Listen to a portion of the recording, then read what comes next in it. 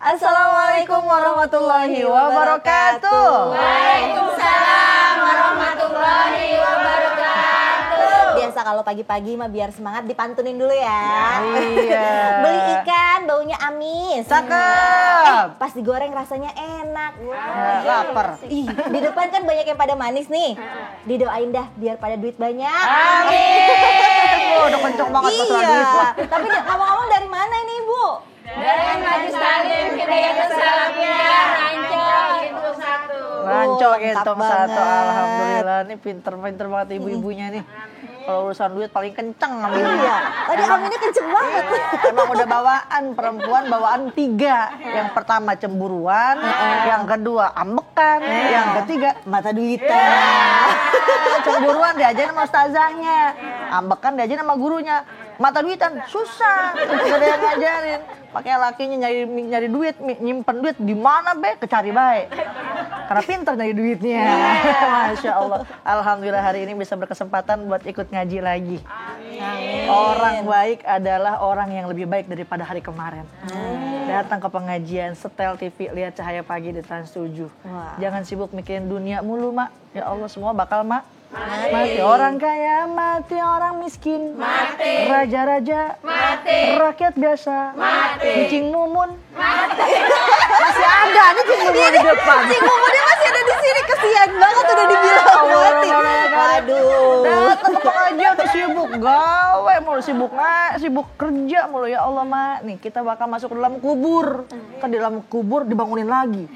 Gejeli gue bangun, Cing Mumun ditatap mukanya, hidungnya ada kapasan. Diraba udelnya ada kapasan. Tapi alih ke pengajian kagak bakal gelap, kok ada cahaya datang. Mumun jangan takut. Kata Cing Mumun, emang ini siapa? Ini kan para lu ngaji, lah kok melempem lah, ngaji lagi belang bentong. Udah jangan takut, emang ini siapa? Ini kan pahala sodako, lah kok melempem sama sodakonya juga kudu ngomong-ngomong dulu. Ya Allah, semua bakal mati, makanya isi kehidupan kita, isi waktu kita dengan amal kebaikan. Datang ke pengajian, alhamdulillah. Ntar semuanya pok mati mah ya Allah, kagak daya apa-apa kita. Dimandiin, diem baik. Allah bilang tuh manusia, anak Adam yang dulunya kuat sekarang mampu apaan? Kagak mampu apa-apa. Ngegeletak aja, dimandiin, udah dimandiin, dibedakin mak. Dibedakin, dipocongin, dibungkus pakai kain kafan, dibungkus lagi pakai tikar, masuk ke satu kendaraan yang supirnya banyak, penumpangnya cuma satu. Siapa? Keranda. Kalau udah masuk keranda udah kagak ada yang gagal, udah mati udah, nggak ada orang hidup masuk keranda. Diantar bareng-bareng mah, keluarga kita ngikut, anak ngikut, temen ngikut, amal kita ngikut. Cuma semua pada pulang, yang ngikut siapa? Amal. Makanya kita mati bukan bawa amal, tapi amal yang ngikut. Kalau bawa amal kita pilih aja yang baik-baik kita bawa. Iya. Tapi kalau amal ngikut, yang buruk ngikut, yang baik ngikut. Makanya yuk datang ke pengajian biar kita dapat ilmu yang manfaat. Amin. Ya Rabbal Alamin. Tentunya hanya di Cahaya Pagi. Buka mata, buka hati. Yuk ngaji yuk. Tapi ini ngomong-ngomong semua tetanggaan berarti? Iya, iyonya gitu banget. Iya. Suka nonton TV nggak? Suka lihat media sosial nggak? Suka. Tahu nggak yang viral-viral? Iya. Apa? Jadi sama ibu-ibu ini belakangan ada yang viral baru-baru kemarin itu ada seseorang yang menendang sesajen di Gunung Semeru, tahu nggak? Kalau nggak pada tahu kita lihat dulu ya tayangannya, ini dia. Ulah seorang pria membuang sesajen di lokasi terdampak erupsi Gunung Semeru di Lumajang, Jawa Timur menuai kecaman dari berbagai pihak.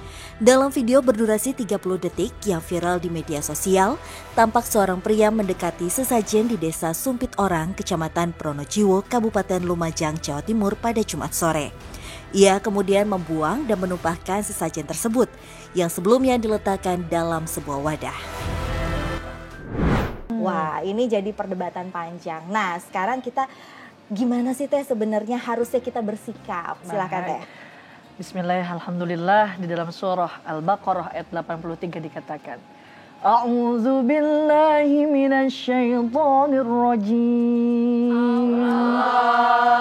Bismillahirrahmanirrahim. Wa idz akhadna mitsaqa bani Israila la ta'buduna illallah. La ta'buduna illallah wa bil walidaini ihsana. Wa dzil qurba wal yatama wal masakin wa qulu lin-nasi husna. Wa aqimus salata wa atuz zakata. Thumma tawallaitum illa qalilan minkum wa antum mu'ridun. Al-Imam Ibnu Katsir mengatakan Allah mengingatkan janji daripada Bani Israel tentang apa yang diperintahkan Allah. La ta'buduna illallah. Jangan menyekutukan Allah. Wabil walidaini ihsana, dan berbuat baiklah kepada kedua orang tua. Berbuat baik kepada kerabat, kepada anak yatim yang ditinggal kedua orang tuanya yang menjamin kehidupannya.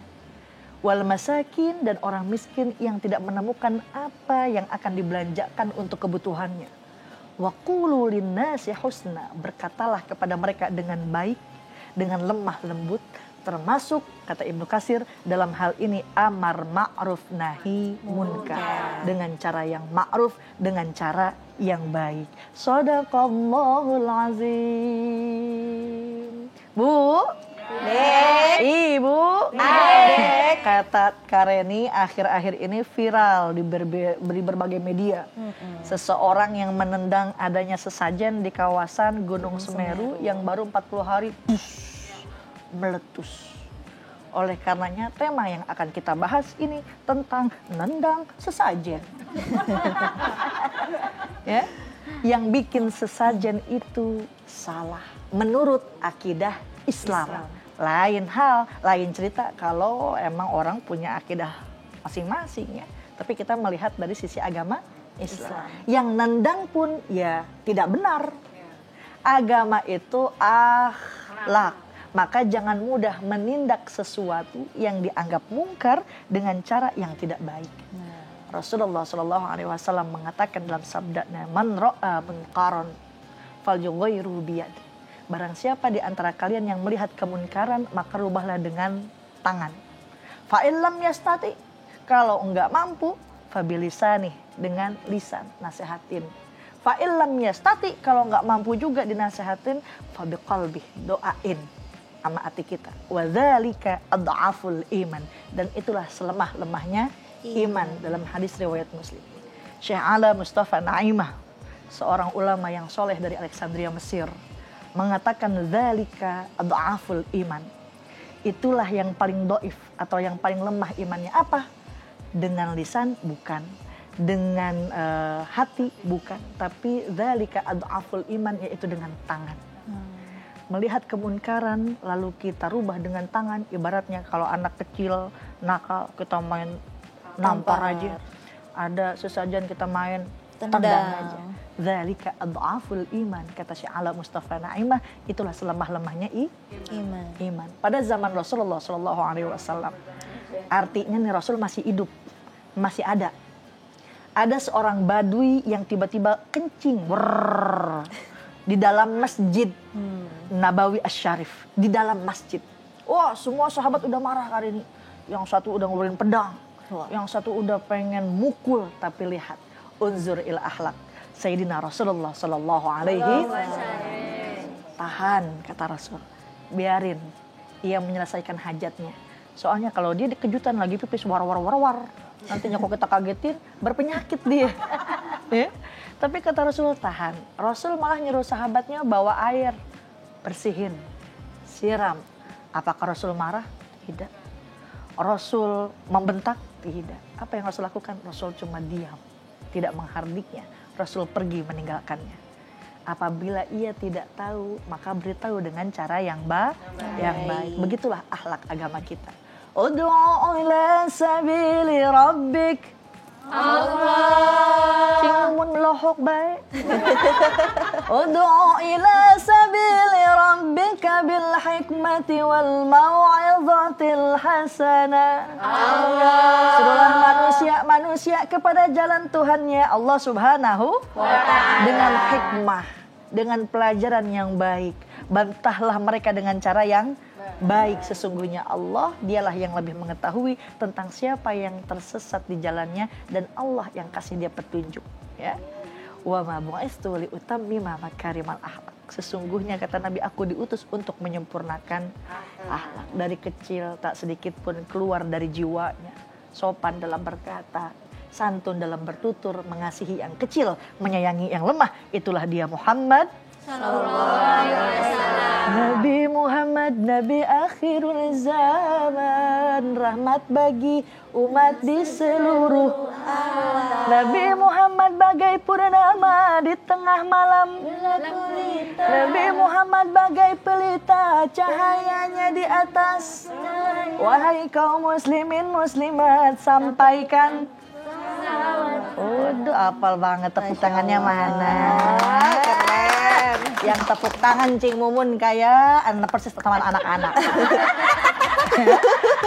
Jadi rubahlah sesuatu yang munkar itu dengan akhlak. Ada riwayat yang mengatakan aksaru ma yudkhilul jannah. Perkara yang banyak memasukkan seseorang ke dalam surga adalah takwa kepada Allah dan berakhlak mulia. Ketika kita berakhlak baik hingga sampai kepada tingkatan ihsan, Masya Allah, maka ia sampai kepada titik tertinggi atau puncak ia dalam beragama. Apa cirinya tuh orang yang ihsan? Ahmad Abdul Iwad mengatakan ciri orang yang ihsan atau disebut bahasanya muhsin, ya. Makanya suka sebut, ada Bapak Muhsin. Itu tuh, bapaknya, suaminya siapa? Cing Mumun, ya. Alhamdulillah, Bapak Muhsin, Cing Mumun hadir di Trans 7. Ciri orang yang muhsin, yang pertama mengeluarkan infak dalam kondisi senang ataupun susah. Tuh orang ihsan. Yang kedua menahan amarah walaupun ia mampu. Tuh Pak Muhsin. Pak Muhsin begitu juga. Itu ngangguk-ngangguk Cing udah. Yang ketiganya memaafkan kesalahan yang menzoliminya. Jadi menegur kesalahan orang lain baik dengan cara yang ma'ruf, dengan cara yang benar. Lihat baginda Nabi Muhammad SAW. Ada satu nenek-nenek. Ini Cing Mumun nenek-nenek bukan nih? Bukan nenek-nenek. Nenek-nenek dia kagak ngaku. Itu nenek-nenek buta, renta, kagak bisa ngelihat. Demennya ngehina Rasul besaban hari. Ngehina banget, Mak. Tiap hari itu dihina. Suatu ketika Rasulullah SAW wafat. Datanglah Abu Bakar kepada nenek-nenek tersebut, membawakan makanan seperti biasanya Rasul membawakan makanan kepada nenek tersebut. Jadi nih nenek waktu Rasul masih hidup demennya ngehina, sampai Rasul meninggal juga demennya ngehina. Tapi dia kagak ngeh karena dia kagak bisa ngelihat. Sama Rasul diberikan makanan saban hari. Abu Bakar datang bawain makanan. Nanya nih nenek-nenek, ini siapa? Saya Abu Bakar, sahabat Rasulullah. Ini bukan orang yang biasa ngasih saya makan tiap hari. Abu Bakar menangis. Orang yang engkau hina setiap hari adalah yang memberikan makan kepadamu. Bukan hanya sekedar diberikan makan, disuapin sama baginda Nabi Muhammad Sallallahu Alaihi Wasallam. Lihat akhlak baginda Rasul. Ya Allah, makanya tuh lihat akhlak Rasul. Rasul demen sama orang miskin. Kita boro-boro dipanggil juga susah banget sama orang miskin. Tahlil, tahlil. Orangnya udah wafat, orang kaya mah bergegas-gegas. Mimpin tahlil 1000 kali. La ilaha illallah, la ilaha illallah. 1000 kali nih baru kelar. Coba orang miskin manggil tahlil, ya Allah, la udah beres kelar. 30 kali udah selesai. Makanya hati-hati, contoh akhlak baginda Nabi Muhammad sallallahu alaihi wasallam. Mungkin orang tersebut tidak tahu dengan adanya sesajen-sesajen seperti itu, maka ingatkan dengan kebaikan, ingatkan dengan nasihat. Ingat, Islam la ikraha fiddin, tidak ada paksaan di dalamnya. Qad tabayyana rusdu minal ghayy. Yang namanya lakum dinukum walidin, agamamu, agama kita. Dia kagak tahu, enggak usah dipaksa-paksa. Dia kagak mau ngikut, enggak usah dipaksa-paksa. Islam ini rahmatan lil alamin. Islam ini buat semua alam, buat semesta alam. Orang lihat akhlak Rasul sama orang Yahudi seperti apa.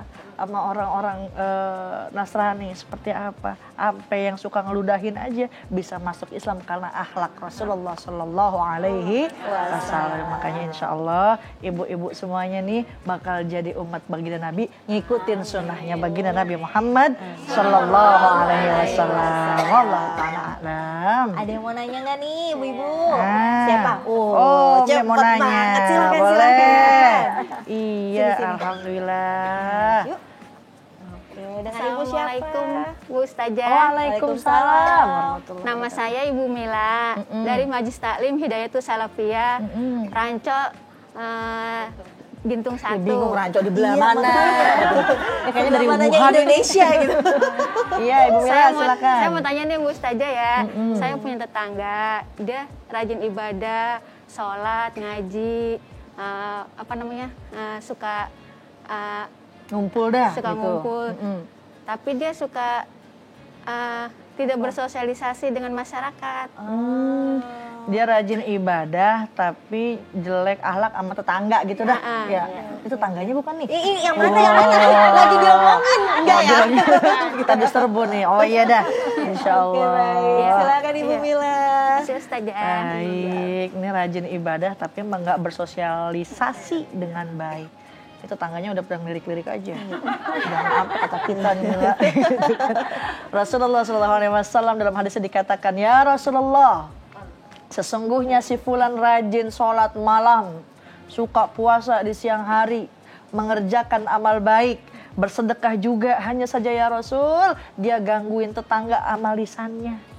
Dia gangguin tetangga sama bibirnya, julid kalau kata orang kita mah. Yang satu tetangganya baper, tahu baper? Bukan makanan, itu mah baper.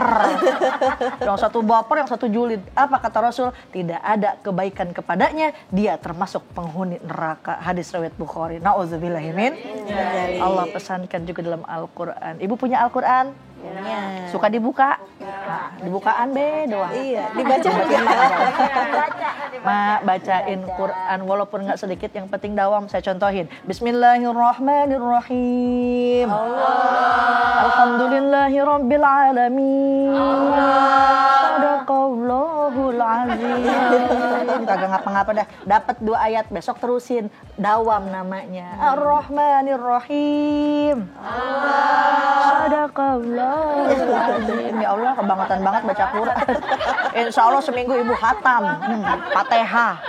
Ya Allah. Nawiru buyutakum bisolati wa qiraatil Quran. Kata Nabi, terangi rumah kalian bukan dengan lampu yang harganya jutaan rupiah, tetapi terangi rumah kalian dengan sholat dan membaca Al-Quran. Bilangin sama orang yang suka rajin ibadah tapi dia nggak mau bersosialisasi sama tetangga, nyakitin sama tetangga. Dalam Al-Quran dikatakan, Duribat alaihimuz zillatu aynama suqifu. Ditimpakan kepadanya. Siapa ditimpakan? Alaihim, kepada mereka manusia. Azillatu kesengsaraan, azillatu kehinaan, azillatu kesusah.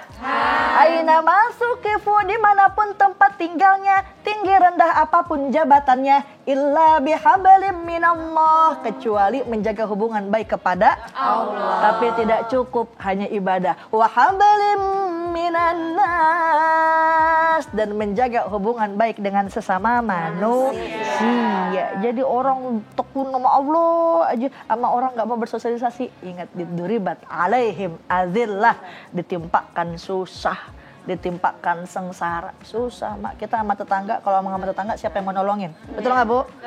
Yang mau ngangkut ke rumah sakit, belum yang ngejenajahin, ngekafanin, yang nganterin siapa kalau bukan tetangga? Betul nggak, Bu?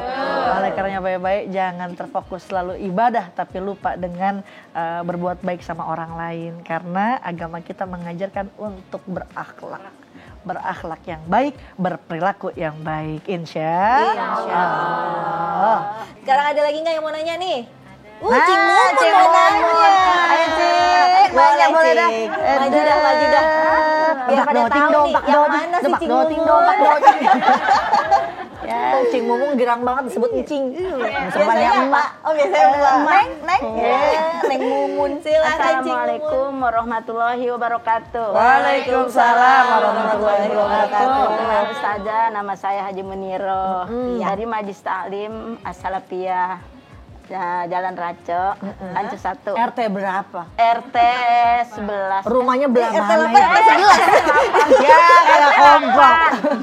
Iya, RT kenapa Ibu? 8, RW 6. Saya menanya nih Ustazah, kan kalau ada acara tuh ya, ada acara terus supaya acaranya lancar, terus saya manggil Apa? tukang pawang. Lah, pawang. orang mah acara ngundang ustazah. Iya, ini ngundang pengajian. Pawang. Lagi acara ngundang pawang hujan. Malu musim hujan ya Ustazah, jadinya supaya enggak hujan tuh saya panggil pawang. Itu gimana hukumnya Ustazah secara Islam? Baik, Masya Allah. Boleh Cing Mumun duduk dah. Waalaikumsalam warahmatullahi Ini pawang hujan doang, Cing? Pawang ular enggak? Oh, kirain semua pawang dipanggil. Masya Allah, emang kadang rupa-rupa. Ada yang tradisinya lempar beras buat pawang hujan. Iya. Belum lagi kita kalau pengajian, panitia bilang, saja tenang aja, nih hari kagak bakal hujan. Emang kenapa? Sama Cing Mumun udah dipawangin. Emang gimana Cing Mumun mawangin hujan? Cing Mumun udah ngiket kodok di atas pintu. Kata saya, kodoknya emang kagak bakal turun. Ya udah diikat di atas pintu. Ya. Cukup banyak kaum muslimin yang sedang menjalankan hajat. Dan salah satu yang cukup mengganggu adalah turunnya hujan. Karenanya ada doa yang bisa dibaca untuk mengalihkan hujan. Dan sekedar diketahui bahwa ikhtiar untuk mengalihkan hujan dari lokasi tertentu tidak semata-mata kemampuan si pawang hujan. Jadi seakan-akan hujan ini ciptaan si pawang hujan. Tapi hujan ini adalah ciptaan Allah. Jadi kita minta sama yang punya siapa?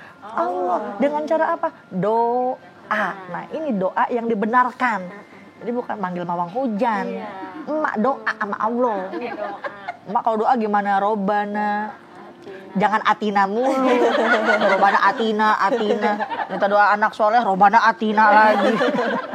Pernah dilakukan oleh Rasulullah SAW semasa hidupnya, sebagaimana diterangkan dalam Sahih Bukhari yang diriwayatkan oleh Anas, bahwa suatu ketika Nabi pernah berdoa, ya Allah, turunkanlah hujan di sekitar kami dan jangan turunkan kepada kami untuk merusak kami. Nah, maksudnya itu kita lagi ada hajat, tolong ya Allah jangan buat untuk merusak kami ya. Ya Allah, turunkanlah hujan di dataran tinggi, beberapa anak bukit, parut lembah, dan beberapa tanah yang menumbuhkan pepohonan. Ini doa bahasa Arabnya panjang emang Mi. Mi kalau kagak ngerti, kadang kita susah banget ya, baca tabat aja gak beres-beres. Tabat yada abi lahabi wa tabat yada abi lahabi wa tabat yada. Ya kagak kelar-kelar jadinya. Baca deh, ya Allah turunkanlah hujan di sekitar kami dan jangan turunkan kepada kami untuk merusak kami. Ya. Itu doa. Mak yakin sama Allah, insya Allah tuh hujan pindah. Pindahnya kemana? Kata Rasul, turunkan hujan di dataran tinggi. Itu hujan berbondong-bondong terdatang ke gunung. Beberapa anak bukit datang lagi ke kebun-kebun itu. Perut lembah, mungkin ada perut lembah, Mai tahu kan? Mungkin sekarang Semeru, udah tuh hujan mulai di situ, udah tuh ya Allah. Dan beberapa tanah yang menumbuhkan pepohonan. Jadi bisa dilakukan dengan doa. Yakin ama doanya dikabul sama Allah. Maka insya Allah pindah itu hujan. Bukan ama beras, mending dimasak. Enak, kenyang. Pakein daun salam sama mesra ya, nasi uduk. Gitu Cing Mumun. Tak kalau mau hajat, hostnya ngondang Kareni. Kita yang ngaji.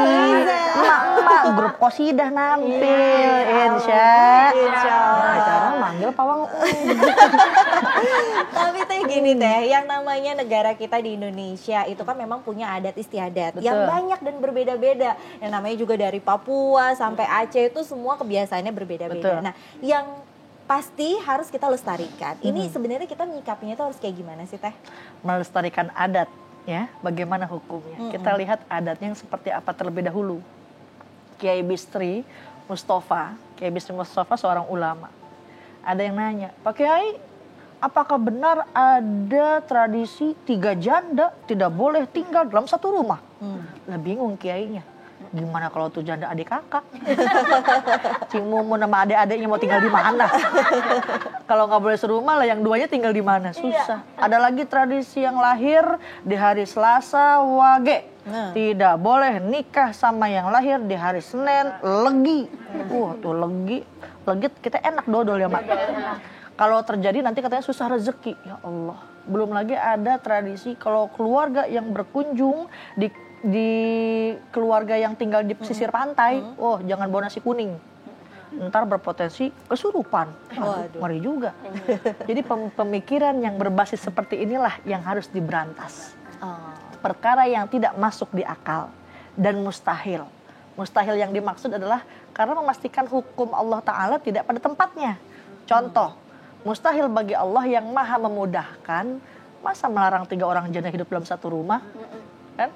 Yang kedua, mustahil bagi Allah yang maha pemberi rezeki membatasi kehidupan pasangan suami istri yang cuma lahir beda berapa hari doang. Hari Senin, hari Selasa. Ketiga, mana mungkin ada hubungan antara nasi kuning dengan kesurupan. Kecuali yang dimakan emang keluarga itu, dimakan sama keluarga itu nasi kuning punya jin. Dia baru kesurupan. Mending kita makan di nasi kuning enak ya, Mak.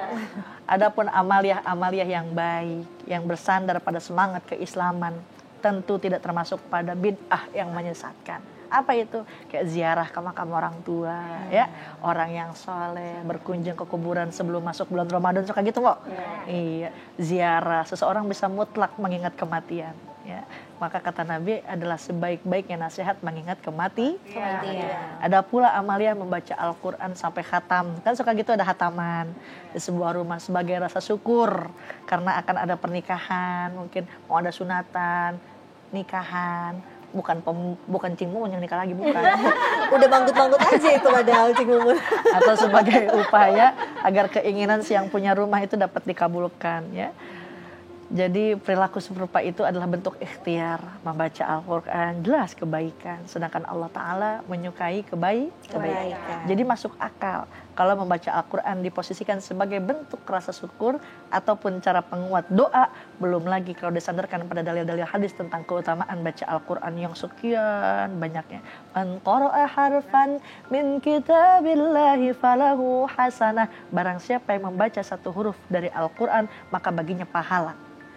Wal hasanatu bi asyri amsalihha, dan pahalanya itu 10 kali La aqulu alif lam mim, harf tidak dikatakan alif lam mim itu 10, tapi alifnya 10, lamnya 10, mimnya 10. Tuh 3 huruf aja udah 30 kebaikan.